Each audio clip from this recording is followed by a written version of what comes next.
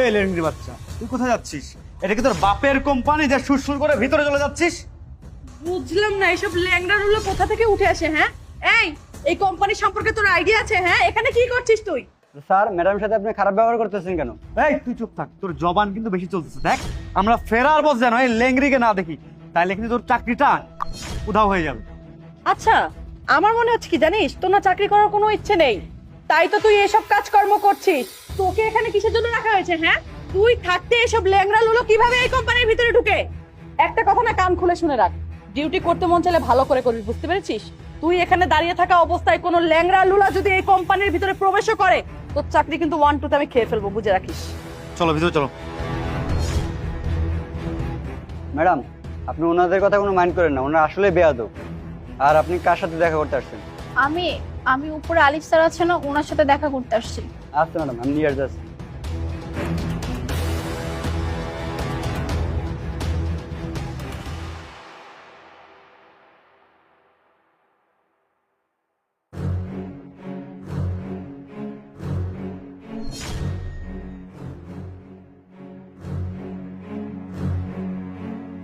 এই দারোয়ানের বাচ্চা, চাকরির ভয় নাই তোরা? যে আমি নিচে বলে আসলাম এসব ল্যাংড়া খোলা প্রতিবন্ধীদের অফিসের ভিতরে না ঢুকাইতে। আচ্ছা, বুঝলাম না, তোর কি চাকরিটার প্রতি কোনো মায়া নেই? চাকরি করতে মন চাচ্ছে না তোর? যদি না চায় তাহলে সরাসরি বল না আমাদেরকে, তোকে বের করে অন্য কাউকে রেখে দেই। কিন্তু তুই আমাদের কথার অবাধ্য হচ্ছিস কেন? হ্যাঁ, আরে তোর কি লজ্জা শরম বলতে কিছু নেই? তোকে যে এই মাত্র নিচে বলে আসলাম যে এই কোম্পানিতে তোর মতন প্রতিবন্ধীর কোনো জায়গা নেই, তারপর আবার সুর করে ভিতরে চলে আসতেছিস। আরে তুমি কারে কি বলতেছো? একটা মাল্টি ন্যাশনাল কোম্পানিতে 3 পিস পরে আসছে ইন্টারভিউ দিতে, তোর কি জব হবে? আর তাছাড়া ও জব করবে কিভাবে? ওর সাথে তো সবসময় একজন লেগেই থাকতে হয়। ওই যে বলে না, বাই 1 get 1 ফ্রি, ঠিক তেমনটাই। আচ্ছা শোন, তোর সাথে না এইভাবে কথা বলে লাভ নেই, কারণ তোকে তো অনেক সময় ধরে আমি বুঝাচ্ছি, তুই তো বুঝতেছিস না। তাই এখন জানিস আমাকে কি করতে হবে? তোকে না ঘাট ধাক্কা দিয়ে এখান থেকে বের করে দিতে হবে। কি ব্যাপার? কি হয়েছে এখানে? স্যার দেখেন না, এই যে এই প্রতিবন্ধীটা কখন ধরে আমাদেরকে জ্বালিয়ে মারতেছে। নিচে ওকে বলে আসলাম যে তোর মতন প্রতিবন্ধীর আমাদের এই মাল্টিন্যাশনাল কোম্পানিতে জব হবে না, তারপরও দেখুন না, লজ্জা শরমের মাথা খেয়ে উপরে চলে আসছে। আরে স্যার, আপনি কারে আসতে বলছেন? ওর মতো প্রতিবন্ধী যদি আমাদের অফিসে জব নেয়, তাহলে ওর পিছনে আর একটা লোক রাখতে হবে। আর বুঝলাম না স্যার, আপনি এটা কি নিয়ম তৈরি করেছেন? হ্যাঁ, আমাদের এই মাল্টিন্যাশনাল কোম্পানিতে যদি ওর মতন প্রতিবন্ধী জব করে, আমাদের এই কোম্পানির মান সম্মানটা কোথায় গিয়ে দাঁড়াবে, বুঝতে পেরেছেন আপনি? স্যার, আপনাকে বলে না কোনো লাভ নেই, তার থেকে বরং আপনি কোনো চিন্তা করবেন না, আমি এক্ষুনি ওকে ঘাট ধাক্কা দিয়ে বের করে দিয়ে আসছি। বাস! আপনার সাহস দেখে আমি অবাক হয়ে যাচ্ছি। কার সাথে আপনি কি আচরণ করতেছেন? Are you crazy? আপনি জানেন উনি কে? উনি আমার ওয়াইফ। ওয়াইফ? হ্যাঁ, যেটা শুনছেন একদম ঠিক শুনছেন। সে হচ্ছে আমার ওয়াইফ।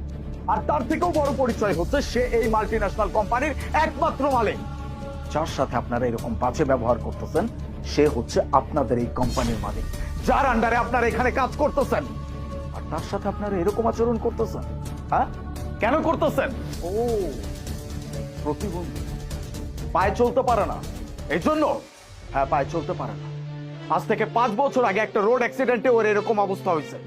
তারপর থেকে এই পুরো কোম্পানিটা আমি তত্ত্বাবধান করতেছি, কিন্তু এই কোম্পানির মালিক আমি না। এই কোম্পানির একমাত্র মালিক হচ্ছে আমার স্ত্রী। আর তার সাথে আপনারা এরকম আচরণ করতেছেন? বাহ, আপনাদের বিহেভ দেখে আমি এইটা বুঝে গেছি আমার কোম্পানির স্টাফদের সাথে আপনারা কেমন আচরণ করেন। এই যে আপনি তো এই কোম্পানির ম্যানেজার, আর আপনি একটা সিনসিয়ার অফিসার।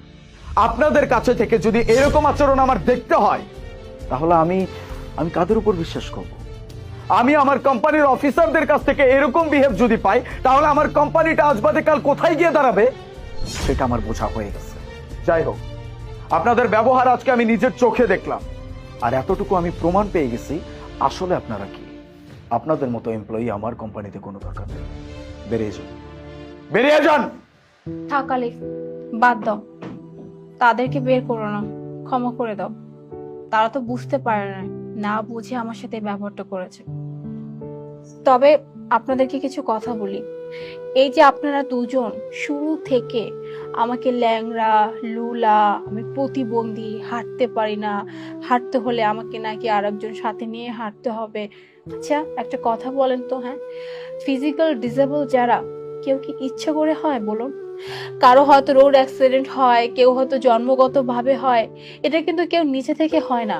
এই যে আপনারা সেই শুরু থেকে আমাকে বলতেছেন আমি ল্যাংড়া, হাঁটতে পারি না, চলতে পারি না, আমি এখানে কেন আসছি, এখানে কাজ করলে এখানে এনভায়রনমেন্ট নষ্ট হয়ে যাবে, সাথে একজনকে নিয়ে ঘুরতে হবে।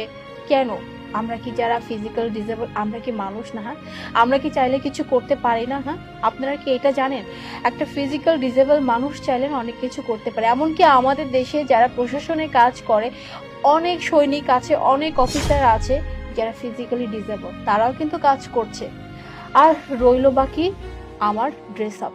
আচ্ছা, আমি এমন কি খারাপ ড্রেস আপ পরেছি বলেন তো? হ্যাঁ, সালোয়ার কামিজ পরা কি খারাপ কিছু? এটা কি খুব বাজে পোশাক? এটা আমাদের দেশের সংস্কৃতির একটা পোশাক। আর আপনারা কি না এই পোশাক নিয়ে এত হাসি ঠাট্টা করলেন যে এই পোশাক পরে আমি কেন এরকম একটা মাল্টিন্যাশনাল কোম্পানিতে আসছি? কেন সালোয়ার কামিজ পরে কি কোনো মেয়ে জবে ইন্টারভিউ দিতে আসতে পারে না? মানে সালোয়ার কামিজ পরে আসলে কি তাকে রিজেক্ট করে দেওয়া হবে? মানে ড্রেসের উপরে কি সবকিছু? এনিওয়ে, আপনাদেরকে আর কিছু বলবো না, তবে একটা কথা বলবো, প্লিজ কখনো কোনো ফিজিক্যাল ডিসেবল মানুষ কিনেন এবং হাসি ঠাট্টা করবেন না।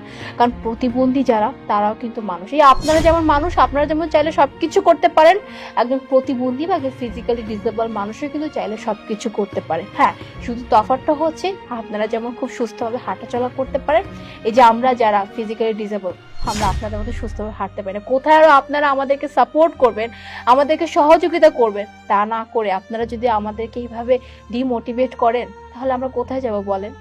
আশা করি নেক্সট টাইম থেকে কোনো প্রতিবন্ধী মানুষের সাথে এরকম খারাপ ব্যবহার করবেন না। ম্যাম, আমি এক্সট্রিমলি সরি। আসলে না, আমি বুঝতে পারিনি কি থেকে কি বলে ফেলেছি। আসলে আমাদের এরকম করাটা মোটেও উচিত না, কারণ যারা প্রতিবন্ধী তারাও তো আমাদের মতনই মানুষ। আমরা যে কথাগুলো বলি সেই কথাগুলোতে যে তারা কতটা আঘাত পেতে পারে, এটা আমরা কখনো ভেবে চিন্তে বলি না। যাই বলেছি না কেন ম্যাডাম, প্লিজ ক্ষমা করে দিবেন। আর আরেকটা কথা, প্রমিস করতেছি নেক্সট টাইম আমরা কখনো কোনো প্রতিবন্ধীর সাথে অন্তত এই ধরনের ব্যবহার করব না। আপনাদেরকে সেকেন্ড টাইম সেই সুযোগ আমি দিলে তো করবেন নাকি? আমার ওয়াইফ আপনাদেরকে ক্ষমা করতে পারে, আমি আপনাদেরকে ক্ষমা করব না। আপনার আমার ওয়াইফের সাথে যে আচরণ করছেন, এটা কখনো আমার কাম্য ছিল না। You both are fired. Now get out from here. Get out!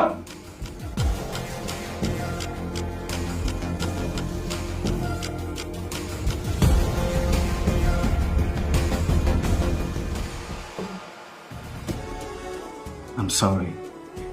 আমার জন্য আজকে তোমার অনেকগুলো কথা শুনতে হবে, কারণ আমি ওদেরকে বুঝাইতে পারিনি বা ওদেরকে আমি কখনো জানাই নাই যে কোম্পানির ওনার তুমি আমাকে মাফ করে দিও। আর ওদের কথা কিছু মনে করো না। আমি কিচ্ছু মনে করিনি, কারণ তুমি আছো যেখানে, কারো কথা আমি কিচ্ছু মনে করবো না।